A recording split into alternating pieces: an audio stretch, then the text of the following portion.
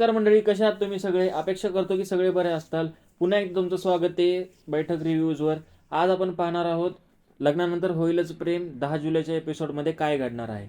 चला तर मग सुरू करूया. एपिसोडच्या सुरुवातीला असं दाखवलंय की जीवा नंदिनीला सोडायला आश्रमात आलेला असतो. तर जाता जाता नंदिनी म्हणते, प्लीज तुम्ही आता मला पिकअप करायला येऊ नका, मी माझं माझं येईल.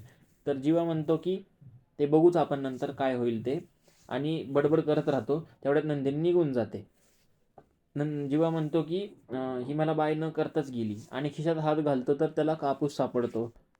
आणि त्याला आठवतं जेव्हा जेव्हा नंदिनी त्याच्या मागे बडबड करत असायची तेव्हा तो ते कापूस घालून बसायचा, आणि त्याला आता नंदिनीची बडबड ऐकायची आहे, तर नंदिनी बोलतच नाही त्याच्यासोबत. त्यानंतर वसू आत्या रम्याला फोन लावते आणि म्हणते, किती उशीर झाला आहे, किती लेट होणार आहे तुला अजून.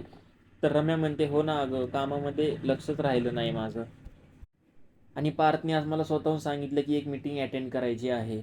तर वसू आत्या म्हणते, तुला खरंच वाटतंय असं काही असेल? त्यांनी फक्त तुला कामासाठी हे केलंय, आणि काव्य आणि ते दोघं आता सोबत येतील. तर रम्या म्हणती, नाही असं होऊ शकत नाही, कारण जेव्हा सकाळी आम्ही सोडलं तिला तर पार्थनी मागं डुंकून सुद्धा बघितलं नाही तिच्याकडे, तर ती त्याच्यासोबत येऊ शकत नाही आज.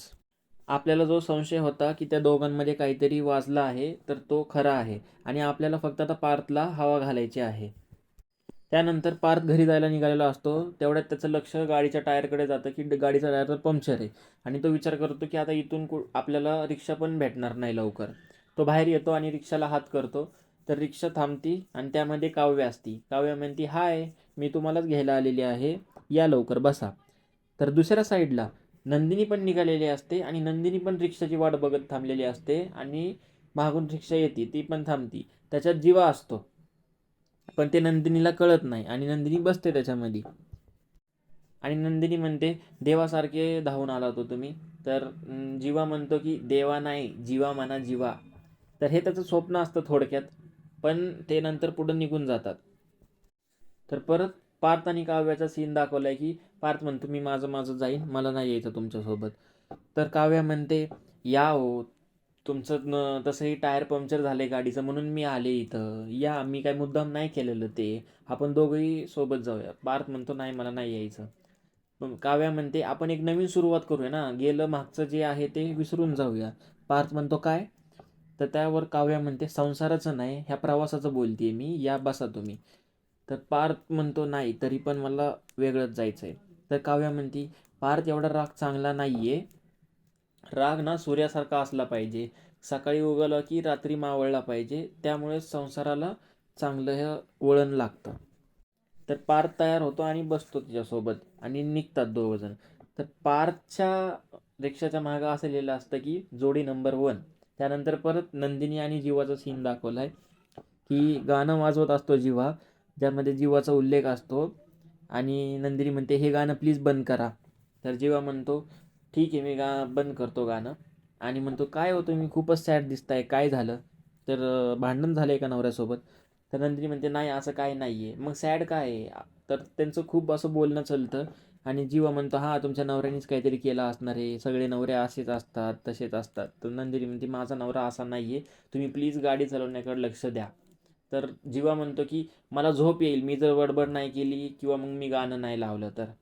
त्यानंतर परत आपल्याला पार्थ आणि काव्याचा सीन दाखवलाय की थोडं बोलत असतात. काव्य त्याला चष्मा देते ऊन लागत असतं म्हणून, मग तो न घेता परत तिच्याकडे टाकतो, आणि रिक्षा थोडी हलते. तर पार्थ काव्याच्या अंगावर जरा धडकतो.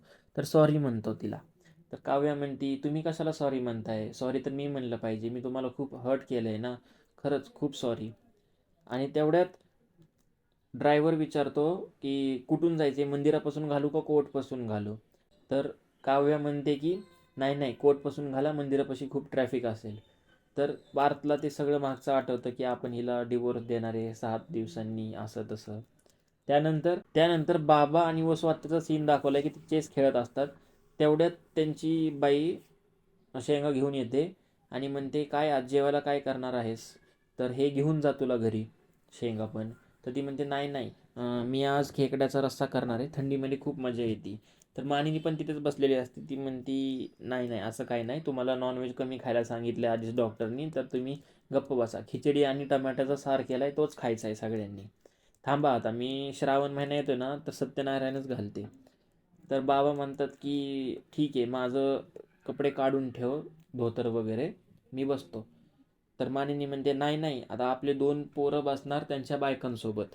तर मग वसू आत्या म्हणते खरंच तुला असं वाटतंय ते बसतील, त्यांच्यामधले बदल दिसत नाही आहेत का? मानिनी म्हणते हो बदल दिसत आहेत, पण ते चांगल्या पद्धतीने दिसत आहेत, आता त्यांचं सगळं सुरळीत होणार आहे. तर ह्या दोघींचं जरा त्याच्यावर वादावादी होते आणि बाबा म्हणतात तुम्ही गप्प बसा जरा, सगळं सोडून द्या. नंतर आपल्याला परत पार्थचा सीन दाखवला आहे की ते दोघंही खाली उतरतात आणि पार्थ म्हणतो मी पैसे देणार माझे माझे. तर काव्य म्हणते नाही असं काही नाही आहे, मी देते. तर पार्थ म्हणतो मला कुणाचीही उधारी नाही ठेवायची आहे, तुम्हाला तर असं वाटत असेल मी परत बसावं तर मी पैसे देतो. तर काव्य म्हणते अच्छा, तर माझ्यासोबत परत रिक्षात बसण्याची तुमची इच्छा आहे तर. आणि आजचा एपिसोड इथेच संपतो. तर धन्यवाद मंडळी, माझा पूर्ण व्हिडिओ बघितल्याबद्दल तुमचं मनापासून आभार. व्हिडिओ आवडल्यास नक्कीच लाईक शेअर सबस्क्राईब करा. मीही तुमच्या मुलासारखाच आहे, तर तुमचं प्रेम मला लाईकनी आणि सबस्क्राईब करून दाखवा. आणि भेटूया आपण पुढच्या व्हिडिओमध्ये. धन्यवाद.